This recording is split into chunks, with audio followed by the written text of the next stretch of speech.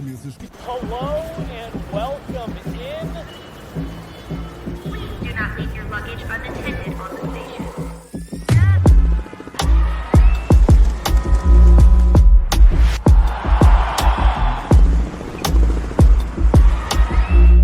Welcome to the show. Hello, everybody. Welcome in. Guerrilla Sports Off Ice. Postgame live edition after game 5. The Avs dropped this one 6-2. I'm Jesse Montano. She's Meghan Angley. Megan, that was a roller coaster of a game and did not have a fun ending for the Colorado Avalanche. No, it was a difficult watch. It felt like the script was flipped from game 4 for Dallas, but it also feels like the context of game 5 was so different from the context of game 4, and the ways in which the Avs lose game 5 does still feel very different in nature, and it made it all the more a frustrating watch in the end. Yeah, this game was off to a weird start from the very jump. And I guess there's no need to beat around the bush here, Megan. Let's just jump right into it. 9 seconds into this game, Wyatt Johnston, the puck is flipped up and in. And I can tell you, I lost that puck immediately. I thought for sure it hit the netting.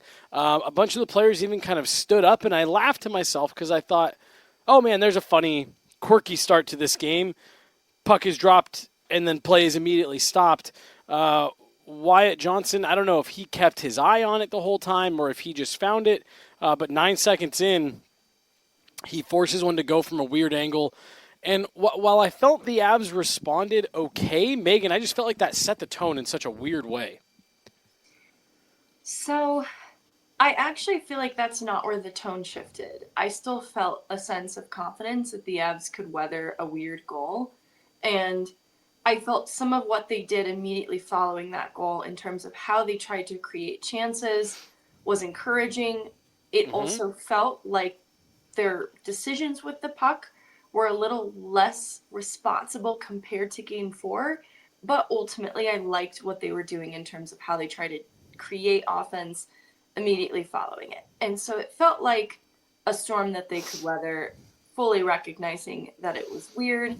And even just big picture view of the first period for a second, analytically, it supports that the Avs still had a strong grasp on this game coming out of the first period. So that's not where I felt the mentality shift around the Avs and then begin to get discouraged. But it was certainly weird.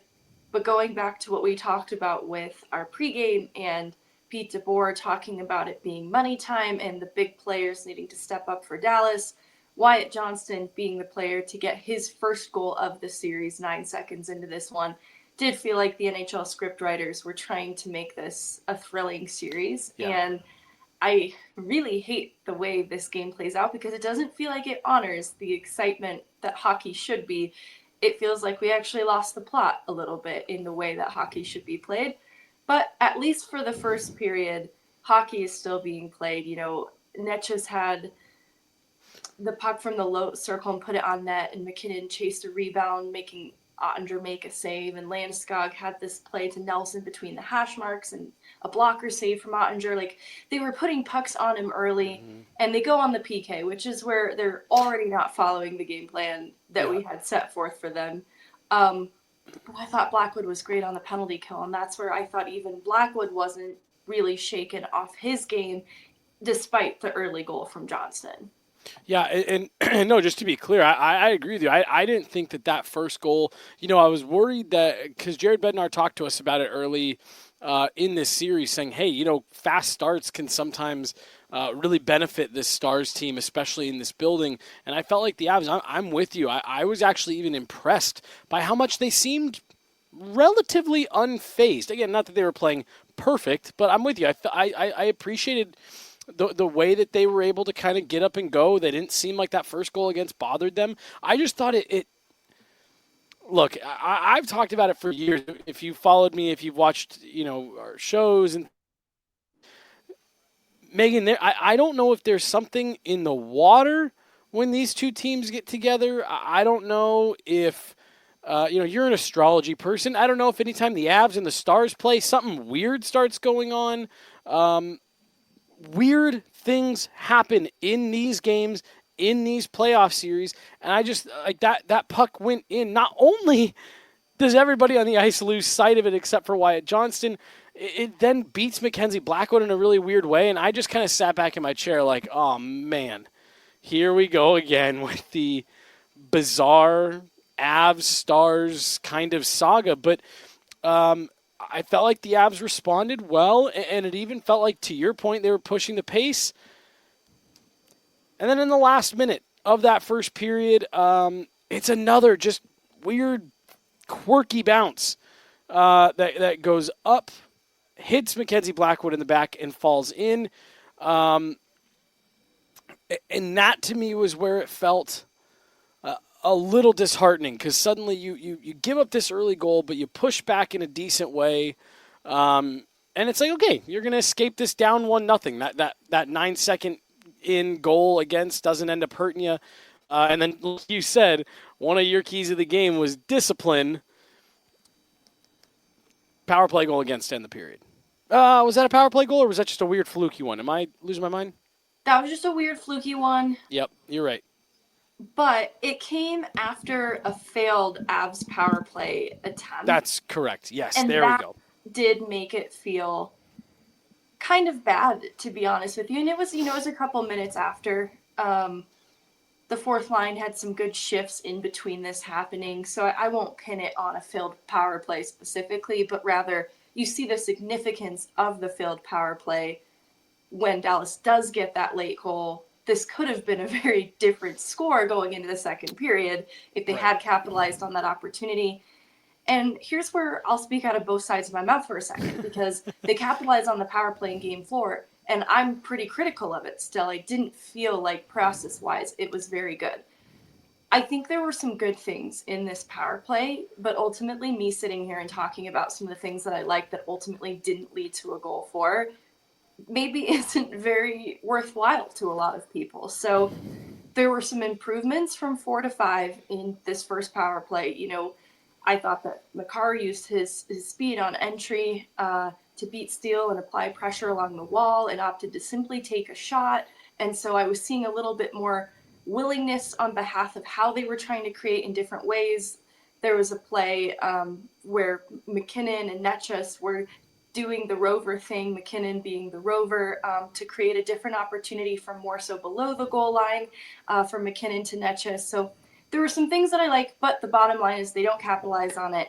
And then they find themselves in a weird place late in this first period with a Thomas Harley goal. And honestly, what I don't like about this goal, it is ultimately weird, but it does start with a failed exit. Jonathan Truin tries to run through Jamie Benn, and he gets tangled up, and Brock Nelson tries to come in as relief, but Thomas Harley is stronger and gets that puck angled up to Wyatt Johnston to feed Thomas Harley for a shot from the slot. And that's where it gets weird. That shot, it hits Mackenzie Blackwood in the chest, and you see Mackenzie Blackwood track it up into the air.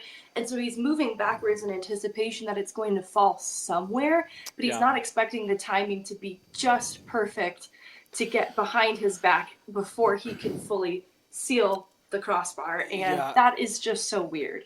Well, and not only that, but like I was watching the replay on it, and honestly, Megan, even if he was able to get that sealed or get back in the net, that puck was falling at such a weird angle. Like that puck was destined for chaos. The second it hit him and popped up. But again, you Megan, I'm glad you point that out, because we talked in the first game about earning your bounces and things like that. And it's those small details that I think are where those bounces are earned. And for Dallas on that play, like you said, there's small things that the Avs don't do right. We're going to talk about Drouin.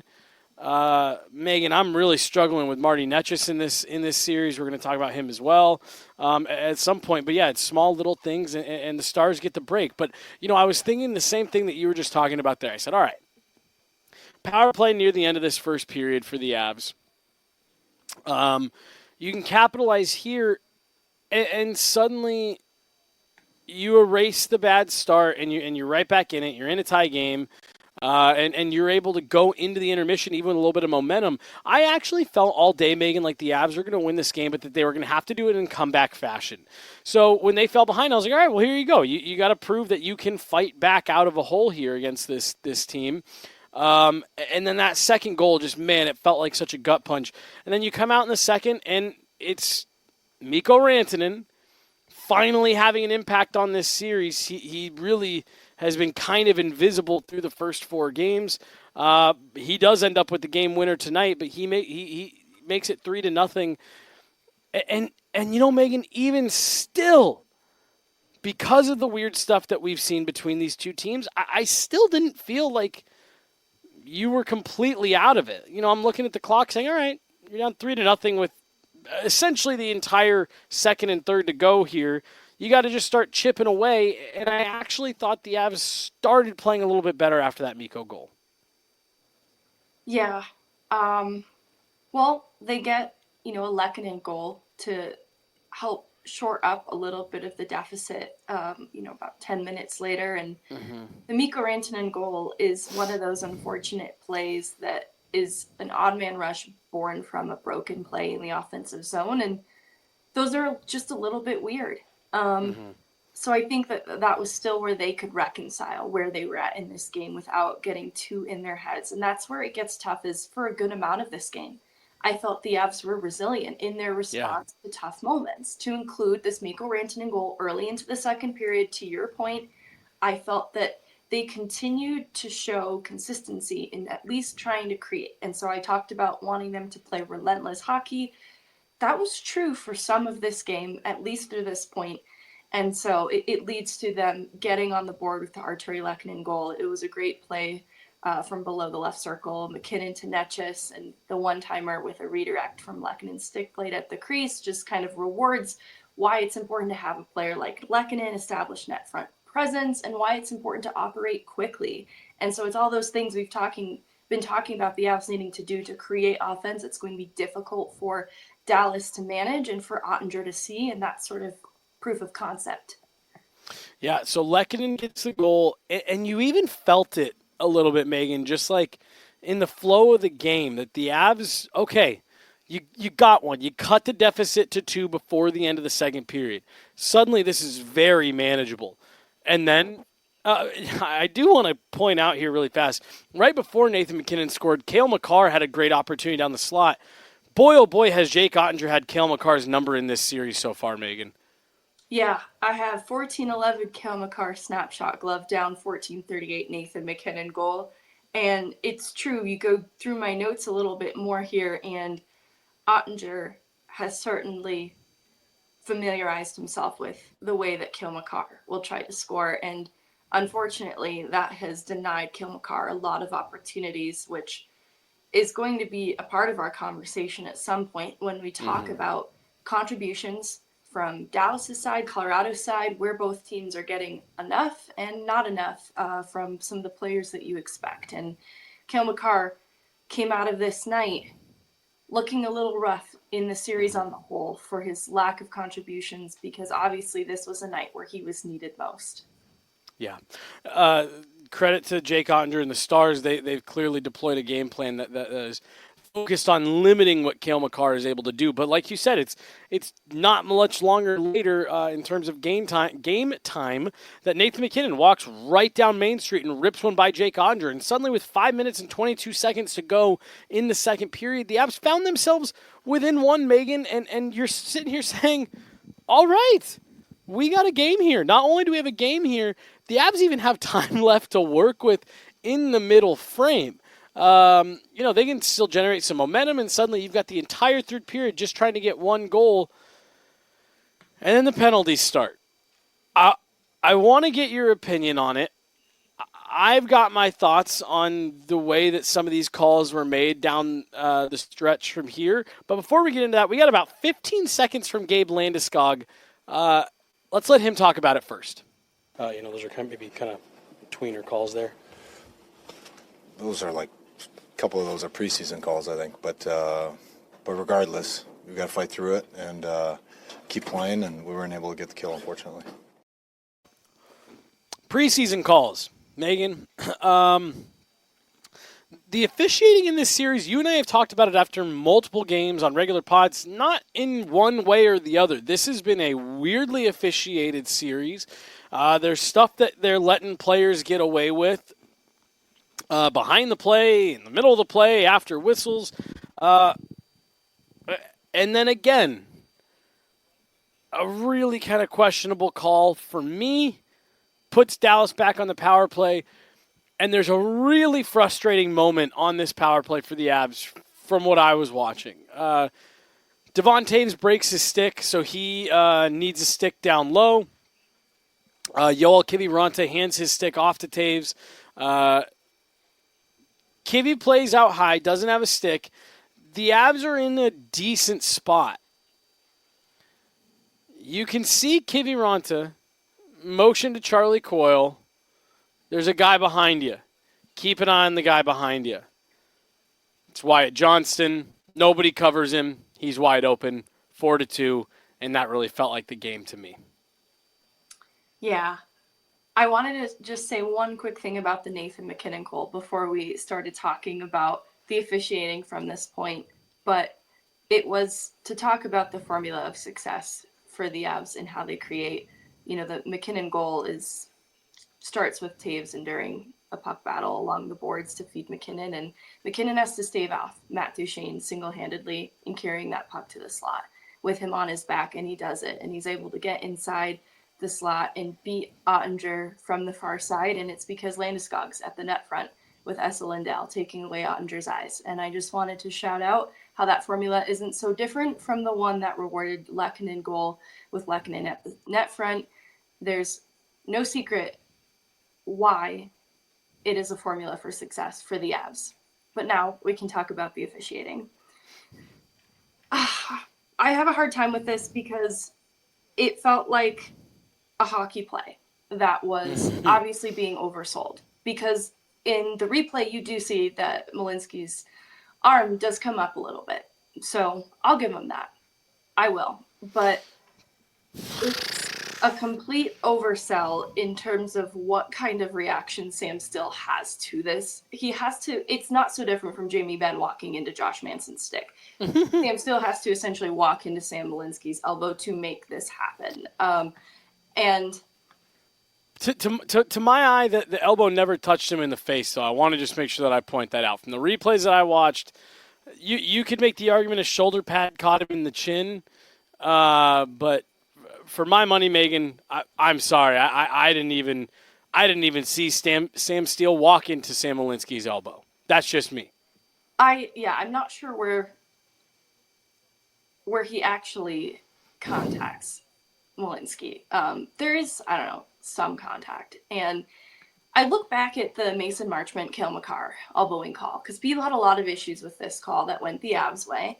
And my memory of watching that replay was that it wasn't really an elbow. It was actually Mason Marchment's stick shaft. And he jabs Cale Makar in the head still pretty violently. And so the intent is still a penalty, though it maybe isn't an elbow in nature. It's still pretty malicious, right? That's where you lose me a little bit with the Malinsky Steele call. It was such a nothing play that was so oversold by Steele. And it obviously got in their heads because it just felt like fortune, fate was not on Colorado's side. And this is where I get frustrated with them too, with the resiliency aspect, is they had been so resilient through this point. But this one clearly got in their head. And things fall apart a little bit on the kill, to your point. But it was also such a highly skilled play. You know, Rantanen, his one-timer was stopped, so they had to recollect it in the corner, and his reset from the circle, he faked like he was going to pass to the point or to the bumper and sent a no-look pass to Matt Duchene instead. And that no-touch pass made it cross-slot to Wyatt Johnston, who was all alone, but it also unfolded so quickly. I don't know that there was much the Avs could have done to defend against it, because it was good deception on behalf of Rantanen. The one-touch pass from Duchene cross-slot unfolded so quickly, not so different from how I'm talking about the formula of success for the Avs. that would have been hard for anyone to kill. To include Mackenzie Blackwood, who like earlier in the game was incredibly strong on the kill for the Avs.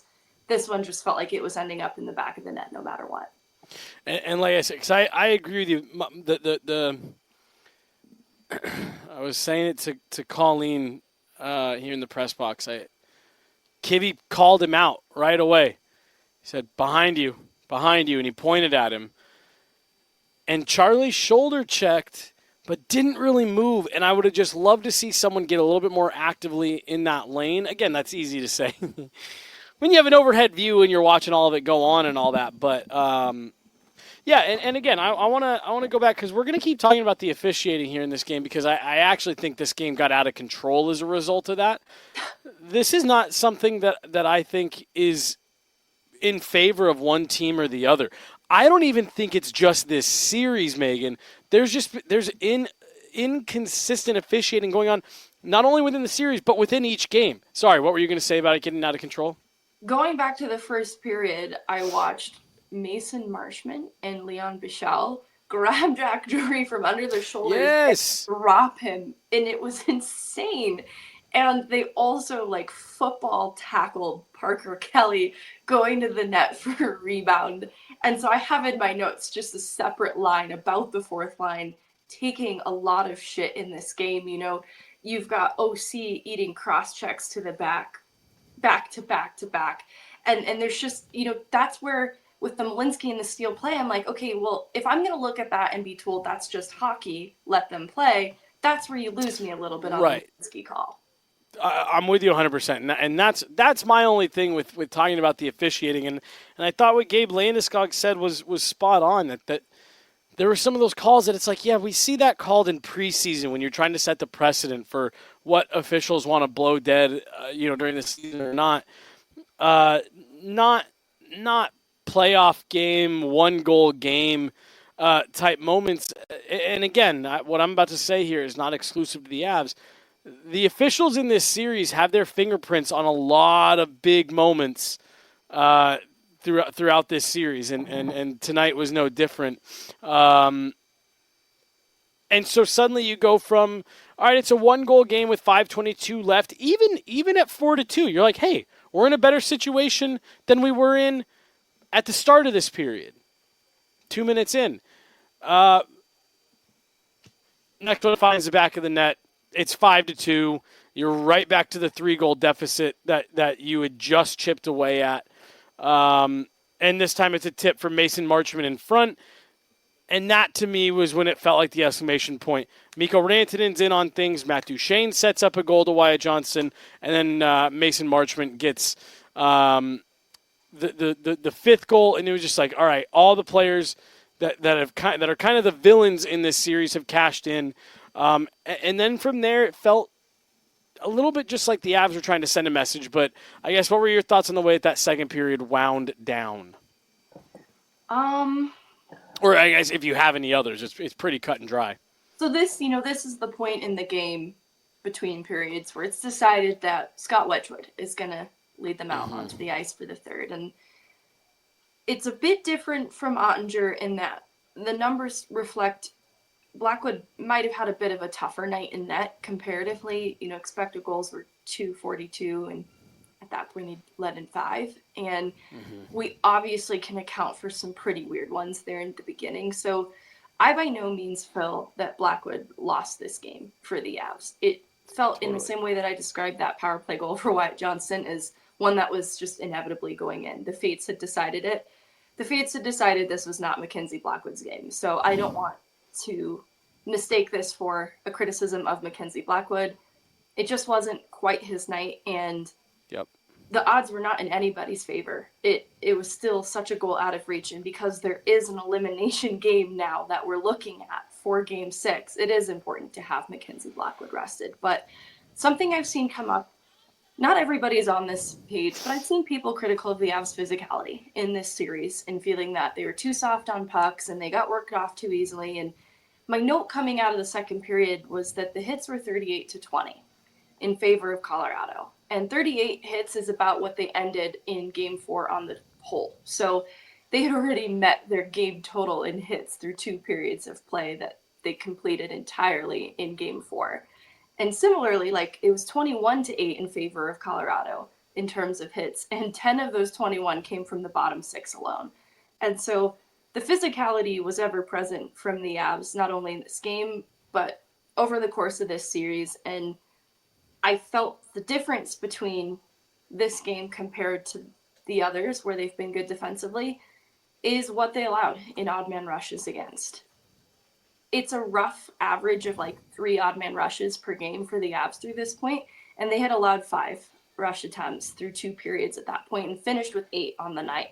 And so that was a stark contrast defensively from what they allowed in their rush coverage before. And so there are things that the Avs do well through 2 periods, that they're creating opportunities and they're possessing the puck even when they are a bit undisciplined on the whole. But their defensive game had faltered a little bit. And obviously it gets away from them. You know, in the 3rd period, they're just trying to launch a comeback at that point. But that's going to be one of my biggest takeaways from this game is it definitely wasn't in the Avs' favor, but they also didn't do themselves many favors defensively.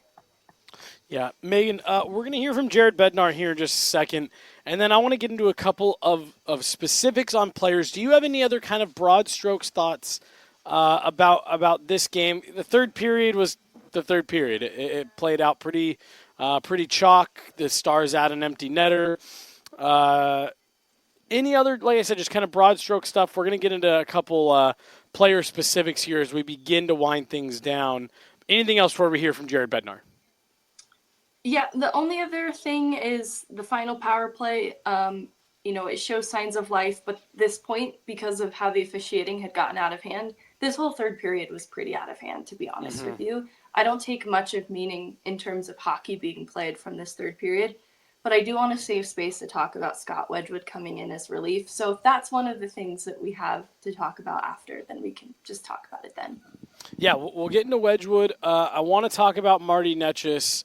I want to talk about Sam Malinsky, and we'll just kind of dive into a couple of these more specifics here as we wind down. But let's hear from Jared Bednar after the game. Now that his team is facing elimination, their season is on the line on Thursday. Let's hear from the Avs head coach. Down 3 is not a position this team's been in a while. Were they a bit stunned at times tonight? Our team? Yes. Well, it's easy to fall down 3 when we give up those first 2, right? Like a couple strange goals there for sure.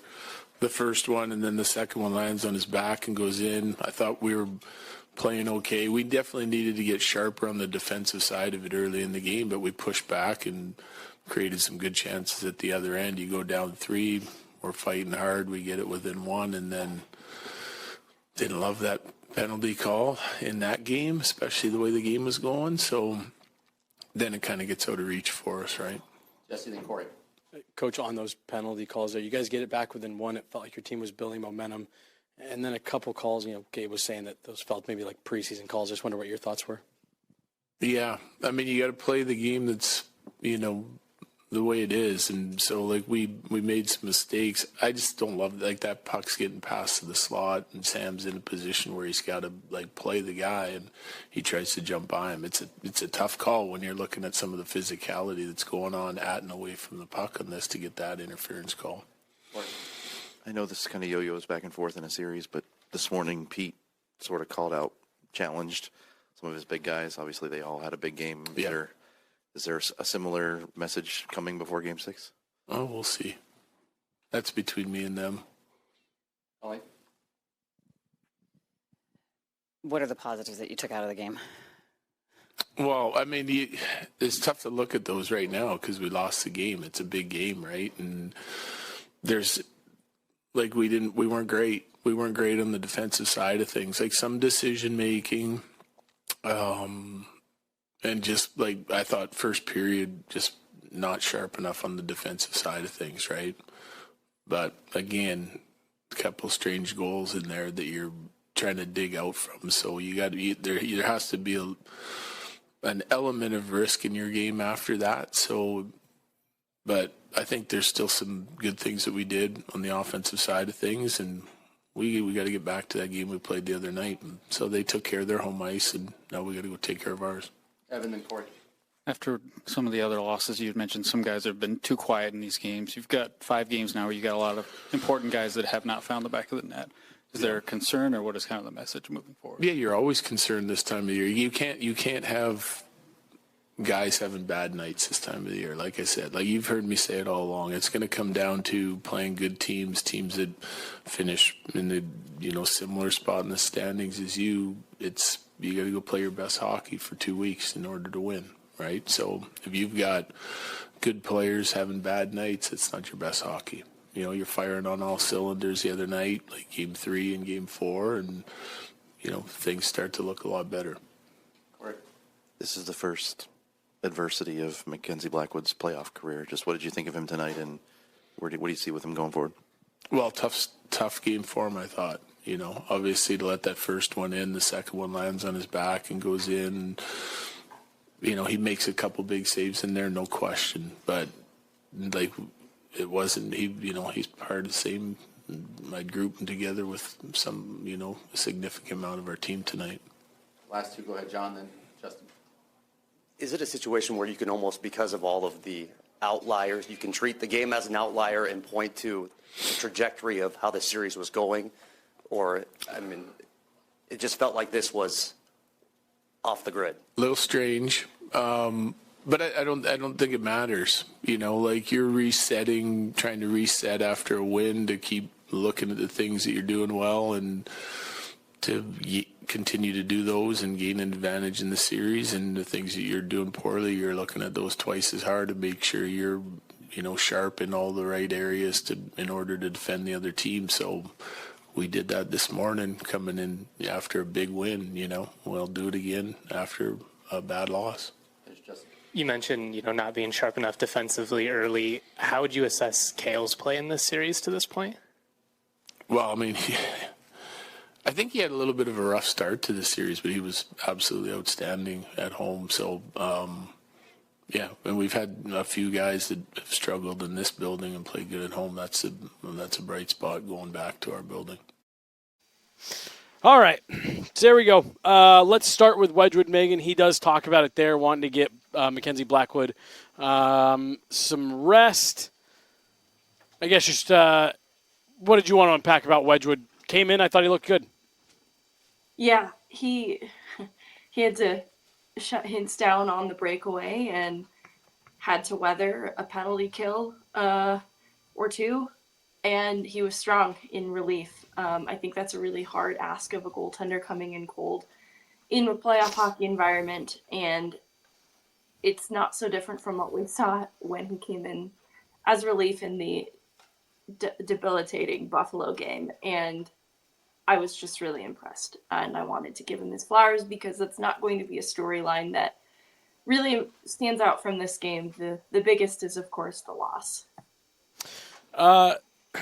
Megan, I've seen some chatter, and I don't necessarily think this dialogue is fair about, Mikko versus Netchis. Marty Netchis does pick up a couple points tonight, but Megan, right now, this, especially within this series, this just looks like hockey that Marty Netchis is not built for. What have been your thoughts on him? He's just a guy that on a night like tonight, I feel like the Avs could have really used a lot more out of. It's tough because the thing that's missing from him is what separates him from just being a good NHL player. Like if he was expected to be on a third line for the Avs right now, the way that he's playing hockey is satisfactory. He is doing things to create on the power play. He's going for the one-timer 5v5, and he's throwing the body around in a way that you might not have expected Marty Netchis to. And he's gotten some guys, he's knocked them over as a result of it. I think that he poses more of a physical threat than he lets on, but not being able to convert the high skill part of his game to meaningful offense is hurting this team, because the top 9 for Colorado has created 10 goals, but 5 of them are Nathan MacKinnon's. Tonight, with Wyatt Johnston and Mikko Rantanen getting their first goals of the series, Mason Marchment also included in that, Dallas's top 9 also has 10 goals, but it's distributed throughout its top 9. And that's where you see that you take Nathan MacKinnon out of the top 9 equation, and you've got a lot of players that are underperforming as a result. And that's where it becomes difficult. Necas, he needs to be more of an offensive impact because that is his strength as a player, and it's why he's here. It's to help replace a Mikko Rantanen-sized hole. And I think side by side, Mikko Rantanen has also been underwhelming for the Dallas Stars. Going into tonight and even following it, their stats have been almost identical in terms of contributions. And so now you've got Mikko Rantanen, his first goal in the series, a goal and 3 assists, and Marty Necas with 3 assists coming away from this game. He's just 1 goal away then from being talked about in a similar way as Mikko Rantanen. So I don't think the side-by-side comparison really does any player any favors, but it's still separately. You remove Rantanen from that conversation, it's still not good enough for him to be playing in a top 6 role, oftentimes top line minutes, top unit power play opportunity, and not finding a way to impact the game offensively. On the back end, Sam Malinsky, Megan, are you playing him in Game 6?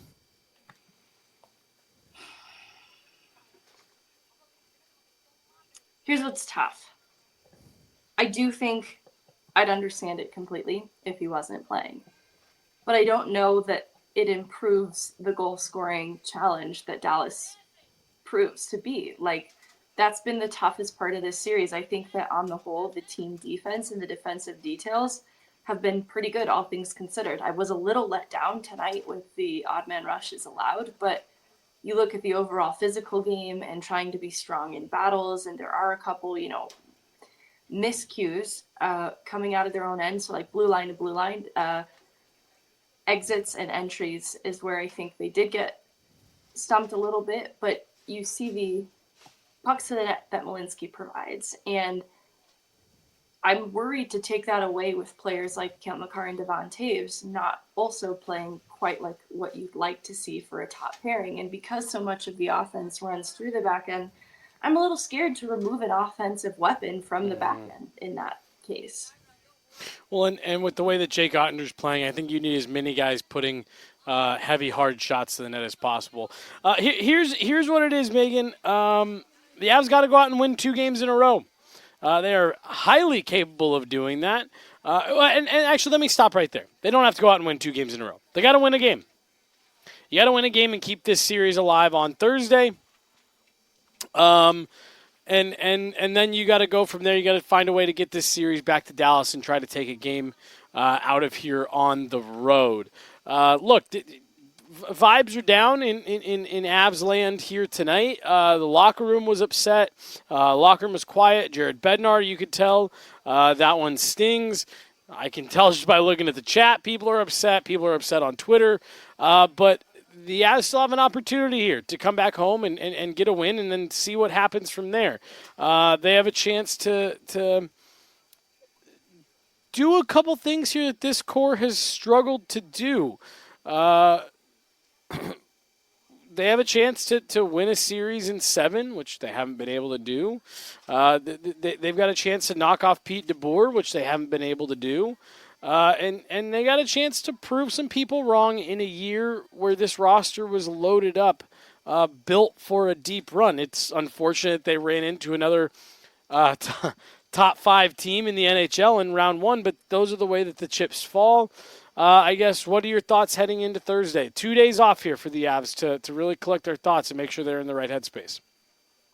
Yeah, to the eye test, there are definitely some blights in this game. Kind of starting at the end of the second period into the third period, where it did feel like the Avs lost a lot of their confidence. But analytically coming away from this game, they outshoot, they outshot attempt, they out high danger chance, they out-possess, they out-hit Dallas in every arena.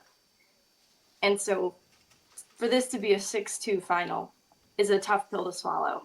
And that's where more than anything, the Avs need to be mentally tough because they still have a process that is a hard time for the Dallas Stars. There's some weird things that happen inside this game that they need to have a short-term memory about because it was fluky and weird, and from a statistics standpoint, not all of those things are likely to happen in another game setting. It was very weird that they all happened tonight.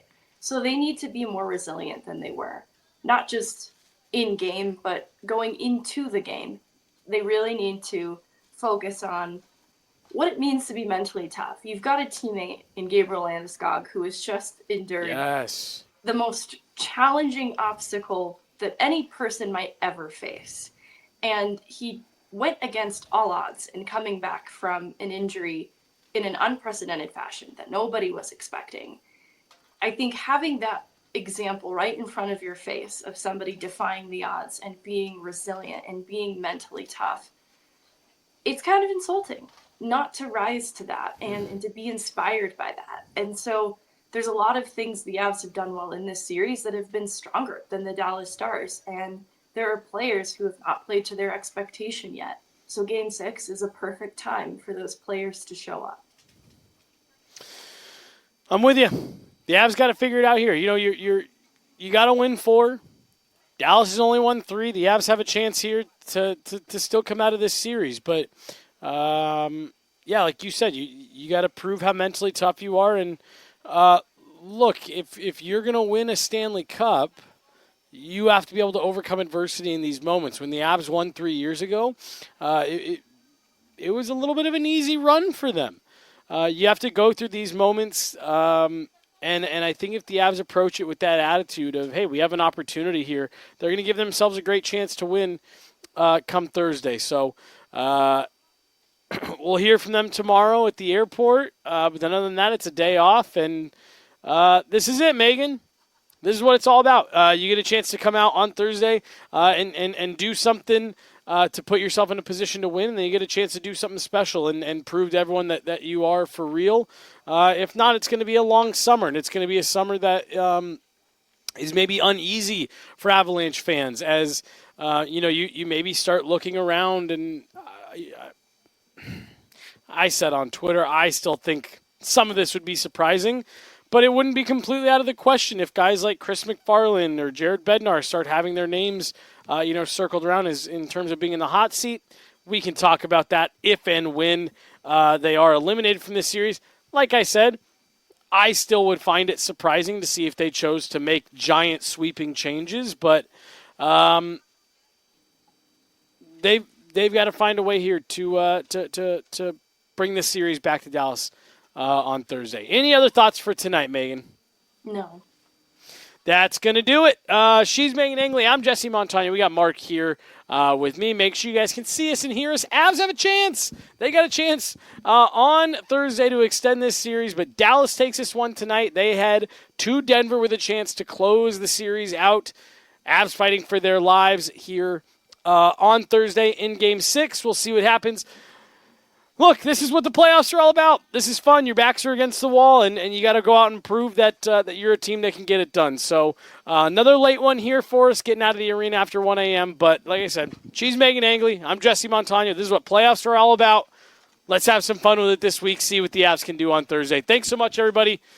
We'll talk to you later. Have a good one.